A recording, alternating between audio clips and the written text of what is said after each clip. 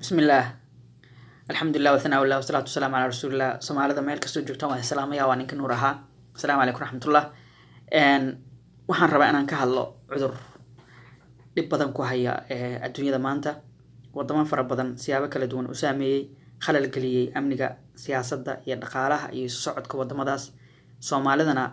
laba arrin ku sababay sidaan dareemayo midda koowaad oo ah in cabsi aan loo baahnayn oo ka badan intii caadiga ahayd laga qabo cudurkan iyo midda labaad oo ah dadku inaad u maleyso inay aysan siinin tixgelintii iyo ka fikirkii u baahnaa in cudurkan looga fakaro si looga hortago hubna loogu urursado si la isaga celiyo waa ninka la yiraahdo coronavirus marka ugu horeysa magacan malaha bahalkan 2019 hadda dhamaadkiisa bilowday magaciisa corona horta viruses waxa la yiraahdaa waa dalad viruses oo isu tagay waxay sababaan hirgab ay ka soo qaadaan xayawaan oo ay u gudbiyaan bini'aadan ama bini'aadan dhexdiisa isoo kala gudbiyaan noocyada hirgabkaas ay wadaan uu kala halis badan yahay waxaa kamid ah ugu horeeya hirgabka caadiga oo aan naqaano taas oo macnaheedu uu yahay coronavirus si caadi noogu dhaca oo hirgabka caadiga nagu dhaco ayaa kamid ah waxaa sidoo kale kamid ah saddex qolo oo kale oo kala ah MARS iyo SARS oo laba cudur oo horay midna 2002 midna 2012 adduunyada u soo baray dad badan laayay asalkoodan laga keenay kibili xayawaankan la yiraahdo Soomaalida qaarna laga yaabay inay u taqaan fiidmeerta iyo nooca u dambeeya oo loo yaqaan COVID 2019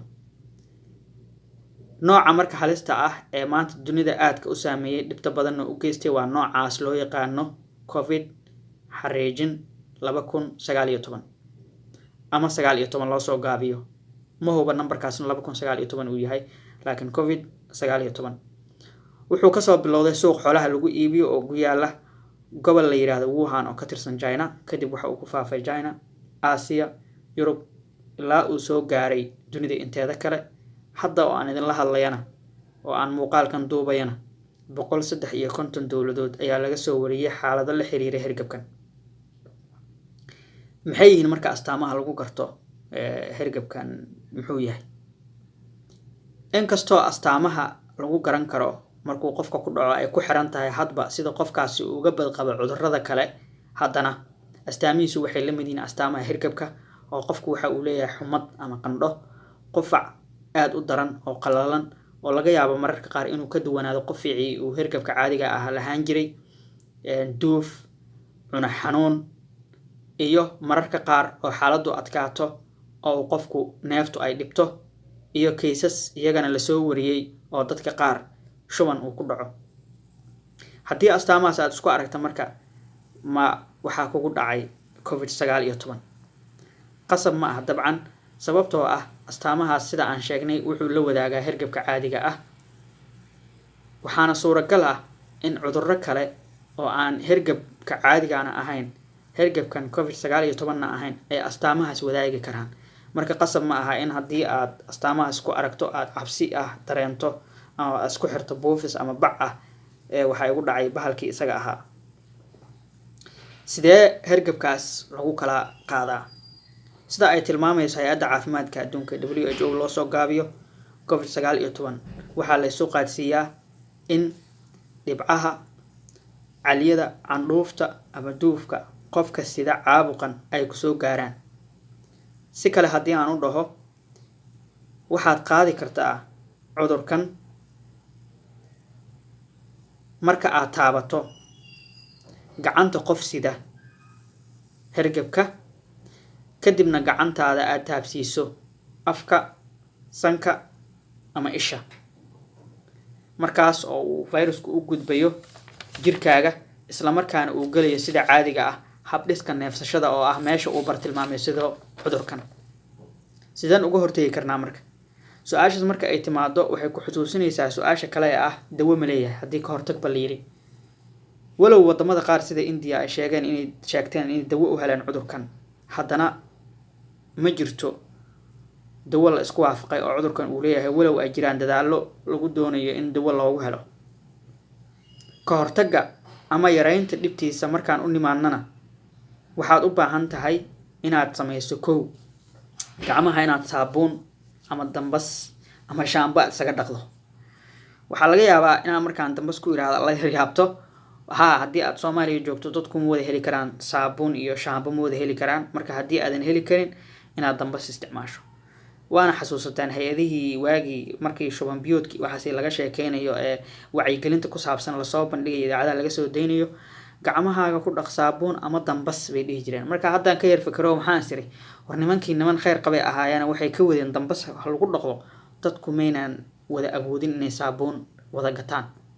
wayna dareemayeen ciladaas inay jirto. marka haddana weli way jirtaa. marka haddii aadan shaambe haysan aadan saabuun haysan laa ba'as dambas qaado isaga dhaq faraha. marka waxaad gacmaha iska dhaqdaa markasta oo aad qof aad ka shakisan tahay ama ma aragtay aad hergeb iyo ku aragtay aad salaanto ama aad gacantiisa iyo gacantaada istaabtaan ama candhuuftiisa aad dareento inay kusoo ma aragtay gacanta kaa soo gaartay, iyo markasta oo taabato shay dadku ay taaban karaan sida kursi, ilbaab la furayo, waxyaabaha la midka ah. labo hal tallaabo inaad u jirsato ama hal mitir inaad u jirsato qof kasta oo hindhisaya ama qufacaya. saddex inaad ka digtoonaato taabashada badan ee afkaaga, sankaaga ama indhahaaga. afar adiga iyo hadba inta kugu xeeran ee asxaabtaada ama ehelkaaga ah in aad wada dhaqan gelisaan oo aad raacdaan tillaabooyinka la xiriira caabuqan ee ah inaad xusulkaaga laabkiisa isticmaasho marka aad qufacayso ama aad hindhisayso, oo tusaale aad dhahdo adoo isticmaalaya halka sida hadda aan samaynayo oo kale. qasabna ma aha oo haddii maalan cawradaada ay banaanka usoo baxayso oo dumar tahay amaba any case waxay dooni ha dhaco si kala samayn kartaa. kaliya waxa muhiim waxa weeye tissue baad qaadan kartaa oo afkaaga ku dabooli kartaa, maryahaaga isticmaali kartaa. kaliya waxa weeye in candhuuftaadu aysan banaanka usoo bixin oo dadka aynan gaarin, adigana aadan mid kala qaadan. marka afkaaga inaad daboolato marka hamaasanayso, marka aad qufacayso, marka aad hindhisayso inaad saa samayso. 5 inaad guriga joogto haddii aad dareento in xaaladaadu ay yara wanaagsanayn oo aad astaamo xanuuna isku aragto oo qandho iyo madax xanuun iyo ma aragtay hergeb iyo wax la mid ah aad isku aragto in ayadana guriga joogto. haddaba marka aan eegno sida marwo COVID-19 mudane COVID-19 ama marwo dad baa yiri waa dhadig bahalkan sababtoo ah waxay dhaheen nisbada dadka uu dilay markii la isku duuduubo corona markii la isku duuduubo labadii ka horeysay iyo kanba waxay dhaheen dadka u dhinta labka ah ama ragga ah yaa ka badan dumarka. marka sidaa darteed waxay dhaheen baashan dhadig weeyo annaga inoo dan leedahay. inkastoo dadka sidoo ugu dhaco ay u siman yihiin rag iyo dumarba, haddana dad waxaa jiray nooca ma aragtay wax u dhigay. hase ahaatee caddayn ma jirto ku filan in bahalkan uu qolo gooni ah ma aragtay uu bartilmaameysanayo. hase ahaatee waxaa jirta in la isla xiriiriyay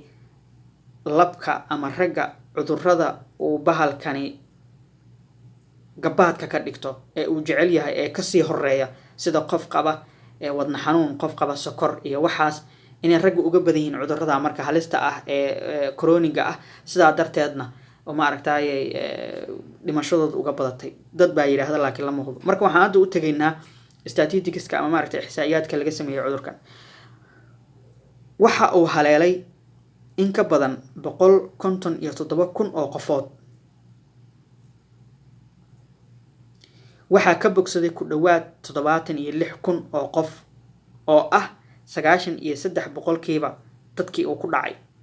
waxaa la jiifa oo uu hadda hayaa wax ku dhow 75,000. 75,000 ee uu hayo waxa xaalad caadi ah oo aan halis ahayn ku jira 92%. dadkaas oo ah 69,000 wax kor u dhaafaya, halka kaliya 8% ay ku jiraan xaalad aad u daran. marka loo yimaado dadka u dhintay COVID-19 aan iraahday ma hubo in 19kaas laga wado waqtiga uu yimid oo ahay December 2019. ilaa hadda dadka u dhintay waa 5,840 qofood oo u dhiganta 7% dadkii uu haleelay. marka waxaa xusid mudan inta aanan ka gudbin tirooyinkan in tirooyinkan ay isbedeli karaan 24 saac ee u dambeysay oo qura 10,000 ayaa kusoo biirtay kaysaskii aan akhriyay xalay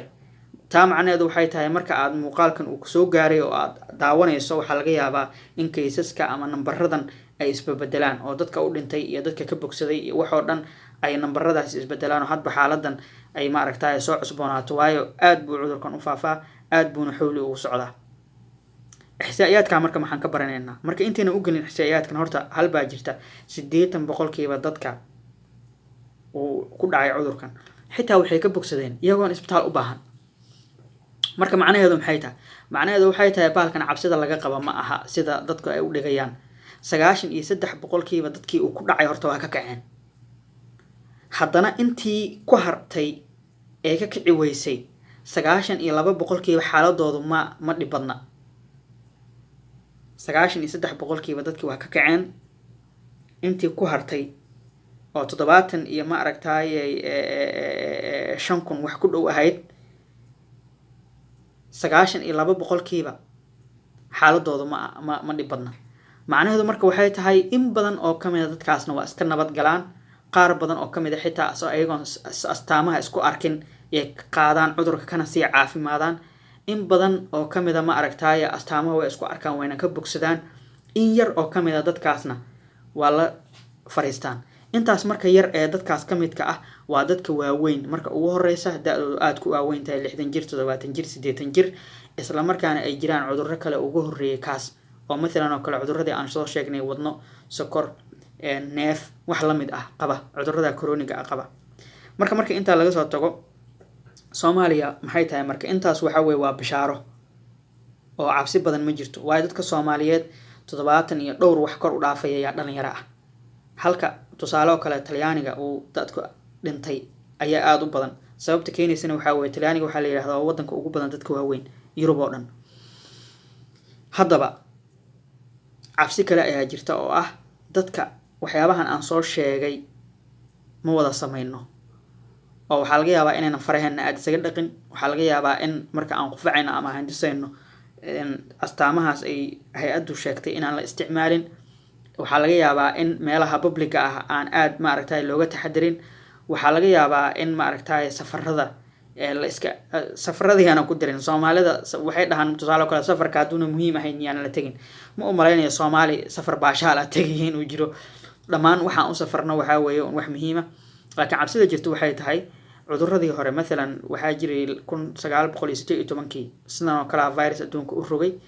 Spanish flu la dhihi jiray 50 milyan oo qof buu dhulka dhigtay oo la tagay oo macnaha u dhimatay 50 milyan u dhimatay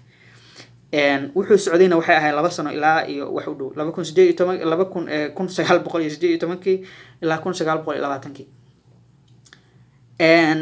ma u maleynayna dad badan oo madow ah iyo dad badan oo ma aragtay Soomaaliya inay ku jireen sababtuna waxa weeye safar badan ma jireen dadka hadda wadanka aan joogo kale 80% dadka cudurkan uu ku dhacay waxay ka yimaadeen safar dadka uu ku dhacayna sidoo kale 8% waxay ka sii qaadeen dadkaas macnaheedu waxay tahay 88 wax ku dhow safar bay ku saabsantaa marka safarada meelaha public isugu yimaado faraha in la iska dhaqo waxa soo dhan aad uga ma digtoonin taas waxa ka sii daran dalalka hadda midalan Pakistan oo kale xuduudeeda dhulka oo dhan way xirtay annaga labadii wadana dariska ahaa inkastoo kaysaskoodu aysan aad halis u ahayn ninka Ethiopia laga helayna uusan Ethiopian ba ahayn oo nin dheera u yahay meeshan kalena wadaad iska miskiin ahayd oo meelahaas ay tahay haddana ma jirto xuduud noo xiran qofka Nairobi jooga ee bahalkan uu ku dhaco isliibu iman oo de Nairobi kamida isliib markuu yimaado wuxuu iman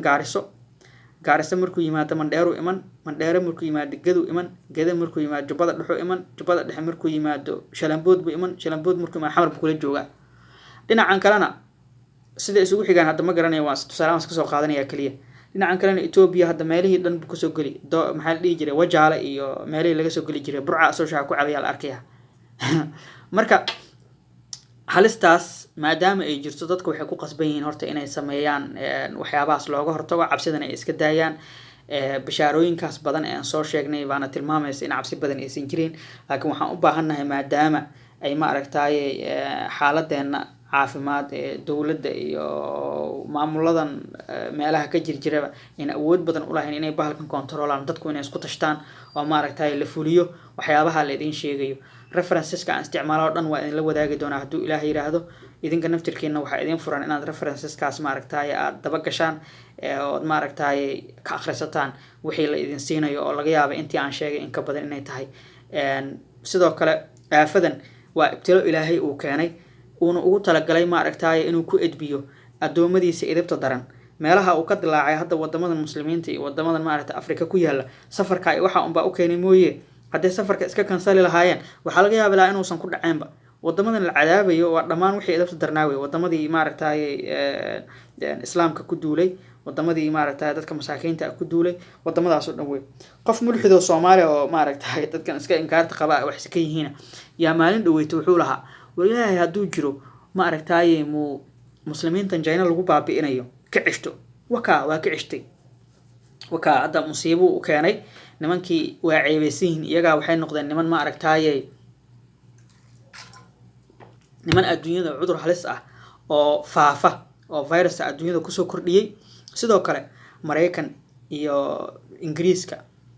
iyo Talyaani iyo Jarmal ilaahay wuxuu maaragtay cadaabayo oo ka laga geliyo la edbinayo waa nimankii maaragtay dalalka masaakiinta ah burburinayo dalalka masaakiinta ay dadka masaakiinta qaxootiga ka dhigay oo hooyooyinka caruurtooda ka leynayay marka ilaahay waxa weeye siyaabo kala duwan buu dadku isu tusaa ilaahay naga hayo ibtilada uu adduunka u soo diray ilaahay dadka masaakiinta iyo maaragtay iyo dadka marrasta ah ka kici karin ha ka hayo kuwa kale inkaarta qaba ee edabta daran naftirkoodana de ilaahay maaragtay ka dulqaado wixii culays gaal iyo muslimba aadna wad u mahadsantihiin nabadgala assalaamu calaykum waraxmatullahi wabarakaatuh